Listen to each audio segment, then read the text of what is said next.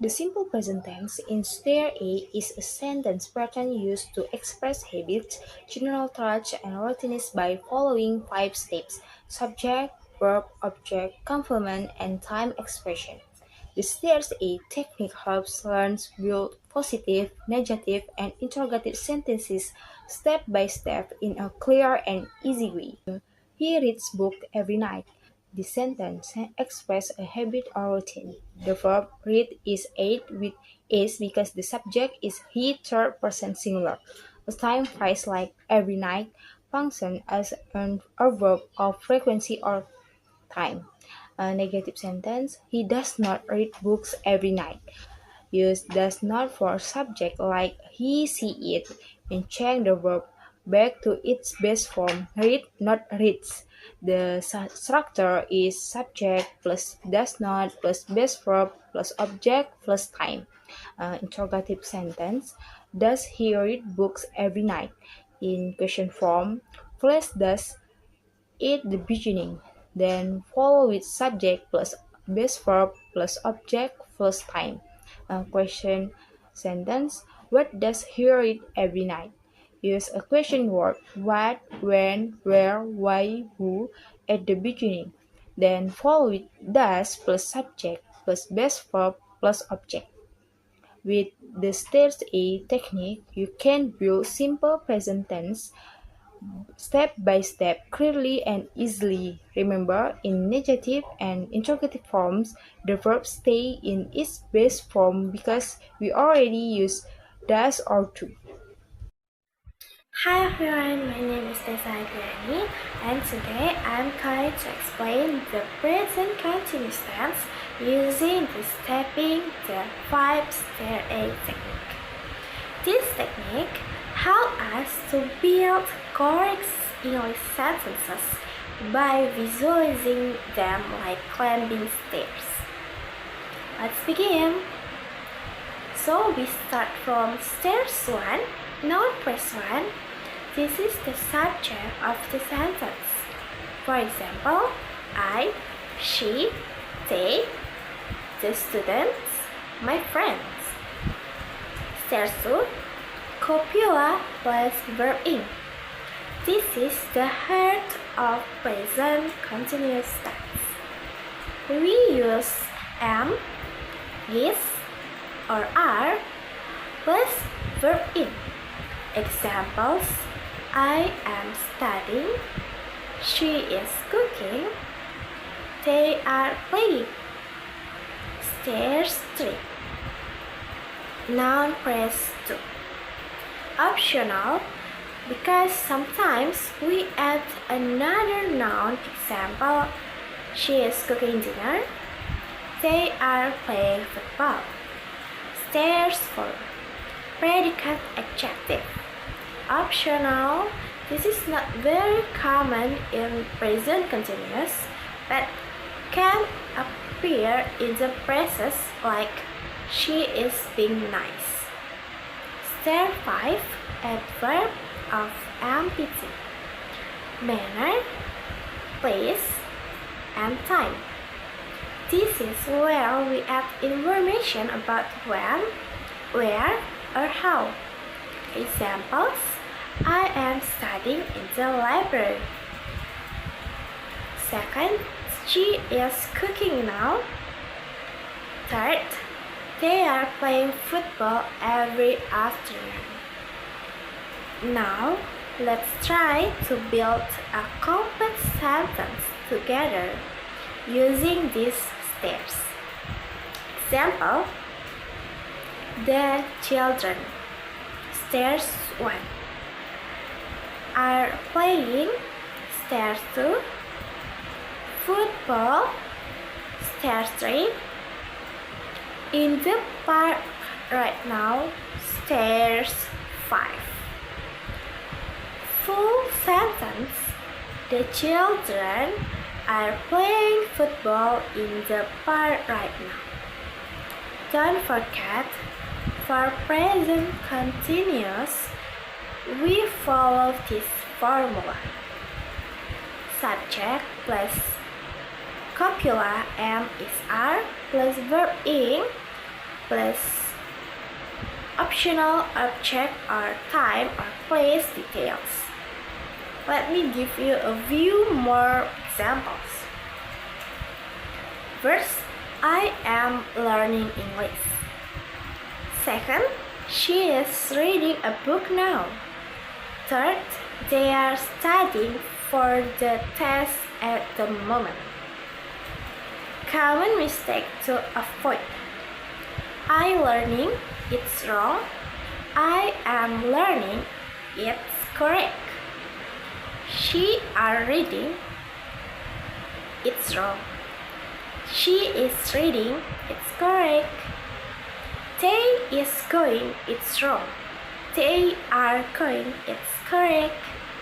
That's all for my explanation about present continuous tense using stepping the 5 stairs A.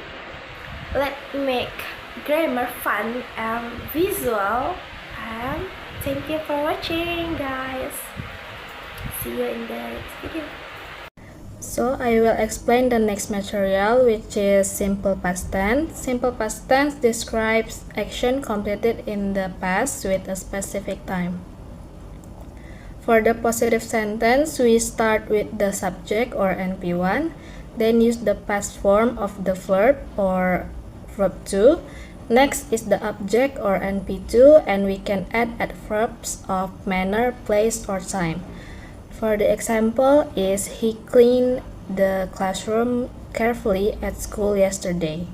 And in negative form, we add did not after the subject or NP1. The main verb goes back to its base form, followed by the object or NP2 and adverbs. The sentence becomes, he didn't clean the classroom carefully at school yesterday.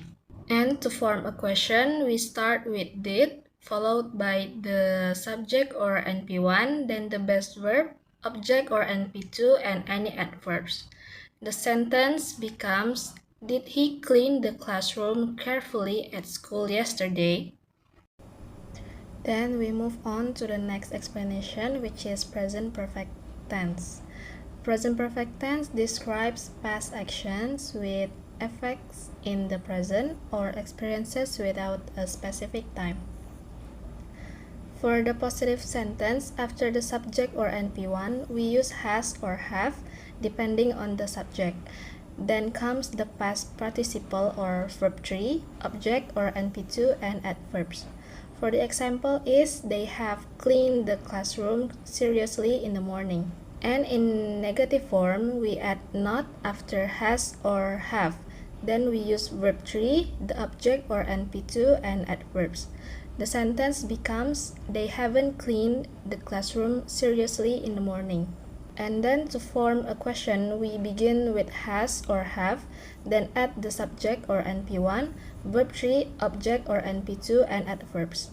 The sentence becomes, have they cleaned the classroom seriously in the morning? Moving on, I'm going to explain the next material about modal and also verb 1. At first, we can start from the what is modal. So the modal are the helping verbs that used to express ability, permission, obligation, and also advice or possibility. Next is a formula of the modal is first we have a noun phrase and or NP1, and then modal and verb 1, and also NP2, and also a verb of manner. So I have a example from this. The example, a girl who has a beautiful voice should sing a traditional songs on stage.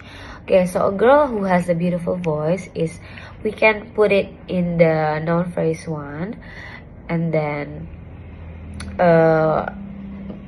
should sing is, we can put it in the verb modal and also verb 1, and then NP2 is, we can put the traditional songs, and then for the last it's, there's an adverb of MPT, we can put it on the stage. So there will be a positive form of the modal and also verb 1. Alright everyone, after I explained it to you about the modal plus verb 1 in a positive form, and then we can just move into the negative form now. Okay, so it is the same as the positive form. The negative form can be used when we have certain things. Okay, we can use it when we have an inability, the prohibition, the lack of obligation. It is for the strict negotiation, and then the rejections of advice and possibility. You guys can see it here for the example of the modal itself, and then we can just move you to the formula. For the negative form, we can use NP1, modal, verb 1, NP1, adverbs of manner, place, and time. I already have the example here. Is students who comes late must not make noise during the test. And then I already put it in the stairs. You guys can see the stairs is already accurate into the formula. The noun phrase 1 is the student who comes late, and then the modal plus the verb is the must not make. The modal is the must, the verb is not make. Okay, and then the noun phrase 1 is the noise, and then the adjective is we skipped, and then the adverbs of manner, place, and time is during the test. Okay, and then we can just move into the interrogative form. So when do we use this interrogative form in a modal plus verb 1? Okay, we can use it to express ability, permission, obligation, advice, or the possibility, that the example that you can see in the screen. And then we can just move to the formula when we use this interrogative form in the modal plus verb 1. So the formula, we can begin with NP1 modal verb 1, and then NP2 plus adverb of manner, place, and time, and complement. The example that I already made in here, guys, is can the students who always comes late join the seminar this morning? Okay, and then I already put the example in the stairs, guys. You guys can see here. For the noun phrase 1 is the students who always comes late, and then the modal plus verb 1 can join. The modal is can, and the verb 1 is join.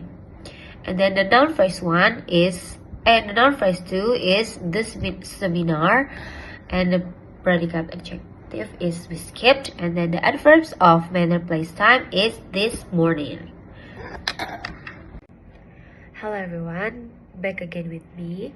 Now I want to continue our material. Now it's about stepping the 5 stairs D1.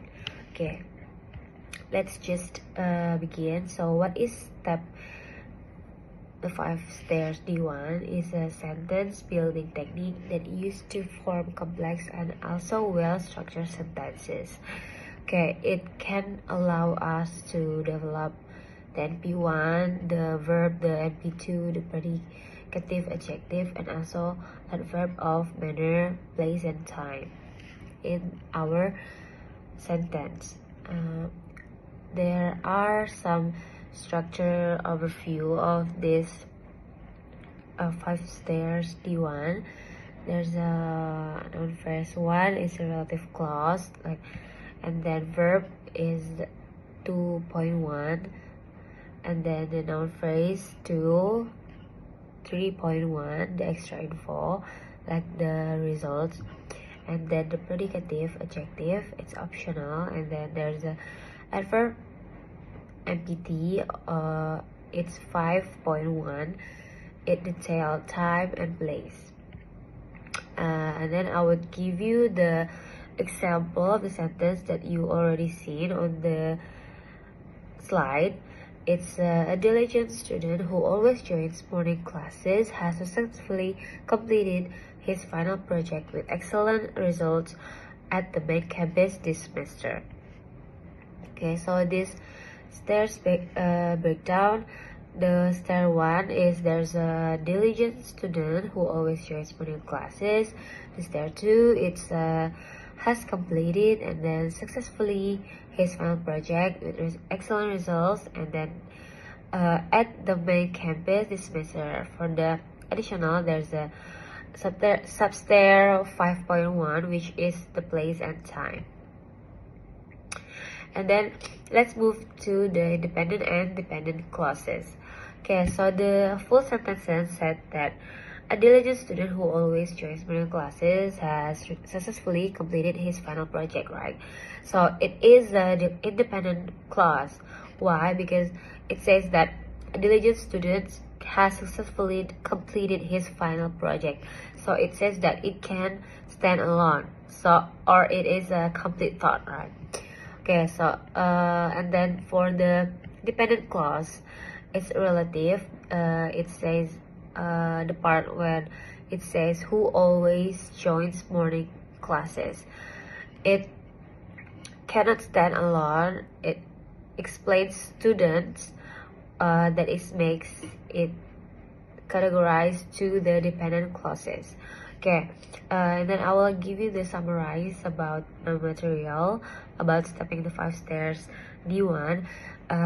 For the summary is these stairs is allow sentence development through NP1 and then verb NP2 and also adverbs, and then you can build more meaningful and professional writing, and then use relative clauses like who, that, and which, and also for adding the detail in the sentence, and then recognize the difference between independent and also dependent clauses. Stairs D2 is a structural technique used to create complex sentences by organizing each sentence part step by step.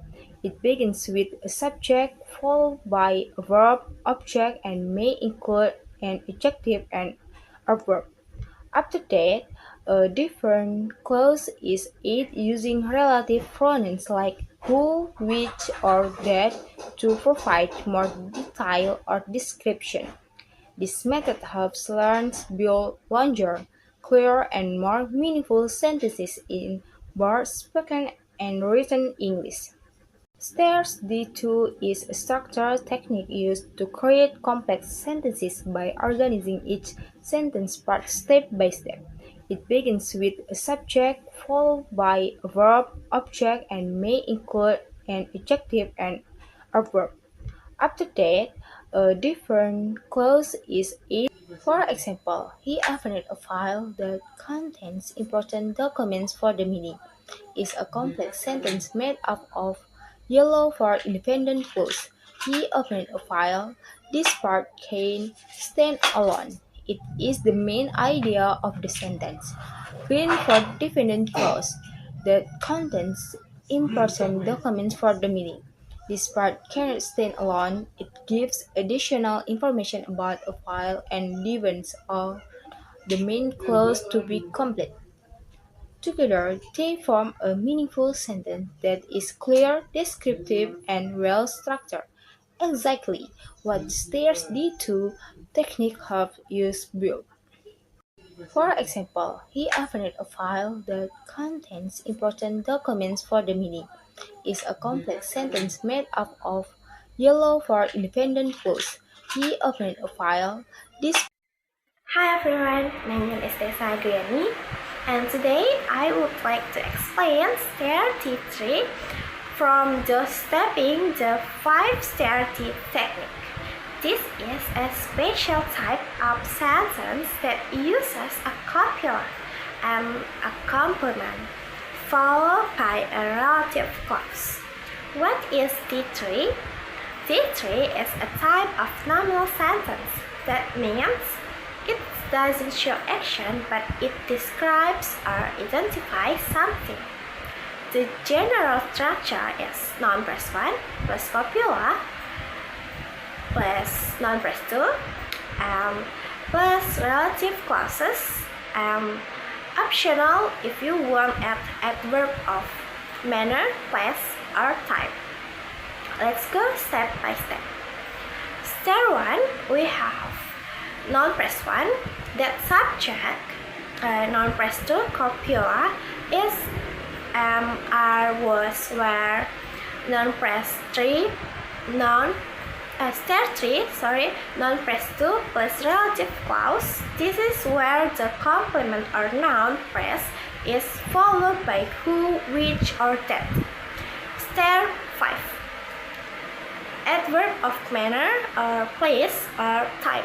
Optional. Example, a tall man is the teacher who teaches us grammar. Let's analyze the stairs. Stairs 1, a tall man. Stairs 2 is. Stairs 3, the teacher who teaches us grammar. Stairs 5, optional, not used in the sentence. In this case, the relative clause who teaches us grammar gives extra information about the teacher, so the sentence is not only identifying but also descriptive. Another example, that building is the place which won the best design award last year. Noun phrase 1, that building. Copula is. Noun phrase 1 plus relative clause, the place which won the best design award. Adverb, last yet. Stairs 5. Why is this structure important? So it helps us describe something or someone clearly and completely. It's commonly used in academic writing, formal speech, and daily communication. Using relative clause makes our sentence richer and more informative. Tip for students: don't forget to use the correct relative pronoun. Who for people, which for things, that for put in descriptive clauses. Make sure that sentence still follows the stair structure correctly. So in the conclusion, Step 3 teaches us how to build a descriptive nominal sentence using a copula, a noun phrase, and a relative clause to give more detail and clarity. Let's keep practicing with more examples using stepping the 5 stairs D3. And thank you guys for your attention. Thank you for watching.